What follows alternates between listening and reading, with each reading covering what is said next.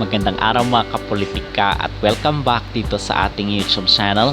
Sa videong ito ay ating pag-uusapan, magbibigay tayo ng ating personal na opinion dito kay Alyssa Valdez kasi officially siya pa rin po ang official na endorser ng Milo Philippines, at the same time itong si AJ Obiena. So ating pag-uusapan rin itong pagtanggal, pag-alis kay Carlos Yulo bilang brand ambassador ng nasabing produkto. Bago ang lahat ay huwag kalimutang mag-like at mag-subscribe muna kayo dito sa ating YouTube channel para updated kayo sa ating mga latest issue.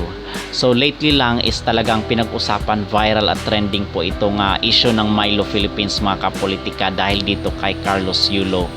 And kagabi kasi is nakita ko na mayroong bagong upload itong si Alyssa Valdez dito sa kanyang YouTube channel na kung saan ay gumawa siya ng video dito para sa Milo. So dito makita talagang family oriented itong nasabing produkto kasi itong si Alyssa Valdez is walang issue dito sa kanyang pamilya at talagang siya ang maituturing na talagang superstar dito sa volleyball. So kumbaga ay talagang fit at talagang akma itong si Alyssa Valdez bilang ambassador or endorser ng Milo Philippines. So tayo ay natutuwa dito mga kapolitika at suportado tayo dito sa kanyang paging endorser dito sa Milo.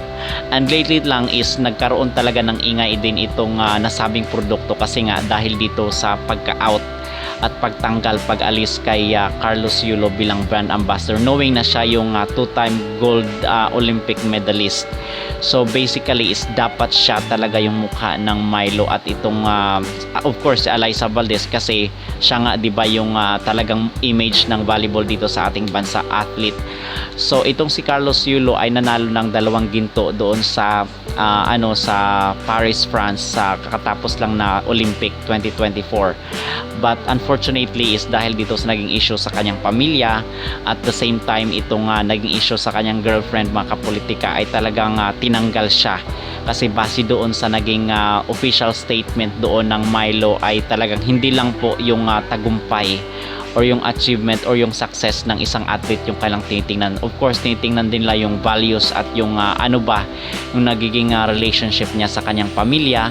Kasi nga, ang sinasabi doon ng mga netizen ay hindi naman daw girlfriend itong magtitimpla ng Milo para dito sa kanilang anak, kundi itong kanilang parents. Kung kaya itong si AJ Obiena kasi undoubtedly is maganda yung kanyang relationship dito sa kanyang mama, and in fact doon nga sa kanyang performance doon sa Olympic ay nakita at nakuha ng camera itong mukha ng kanyang mga parents doon sa kanyang socks. So basically is talagang doon napahanga ang mga netizen at talagang napabilib ang mga tao na kahit hindi siya nanalo mga kapolitika ng medalya dito sa Olympic ay siya ang hinangaan na talagang na-capture niya yung puso ng mga Pilipino.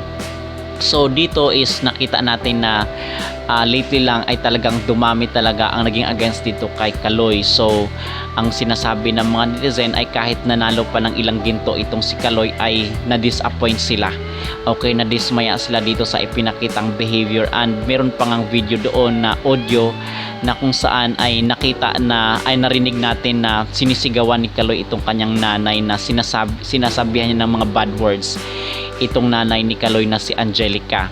So dito ay talagang binatikos, talagang inulan ng negatibong reaksyon itong si Carlos Yulo, and in fact some of the posts nga doon sa kanyang social media ay naka-private na. Okay, naka-turn off na yung comment section kasi para hindi ma-magnet itong mga bashers, mga kapolitika at mga negatibong komento dito sa kanya kasi mas pinili niya nga itong kanyang GF kesa dito sa kanyang pamilya. Okay, so ang masasabi natin dito ay talagang tama itong naging desisyon ng Milo Philippines na kunin itong mga athlete na merong values dito sa kanilang good values sa kanilang pamilya. At the same time mga kapolitika ay hindi lang tinitingnan itong success or achievement ng mga athlete, kumbaga yung relationship din sa pamilya at yung manners at yung pag-uugali. So yun ang pinaka-importante talaga kasi kahit 10 pa yung medalya mo, hindi naman maganda yung pag-uugali, ay wala rin, kasi hindi ka maging magandang halimbawa or ehemplo dito sa mga kabataan. Okay, so yun lang po ang ating masasabi mga kapolitika. So para sa atin is maganda at talagang tama itong naging desisyon ng Milo Philippines na kunin itong si AJ Obiena at itong si Alyssa Valdez bilang mukha ng Milo Philippines. Okay, so mga kapolitika, ano ang inyong masasabi dito sa pagkuha pa rin kay Alyssa Valdez bilang brand ambassador ng Milo Philippines at dito kay AJ Obiena? At ano rin yung masasabi dito sa pag-alis, talagang tinerminate na yung contract ni Carlos Yulo dito sa Milo?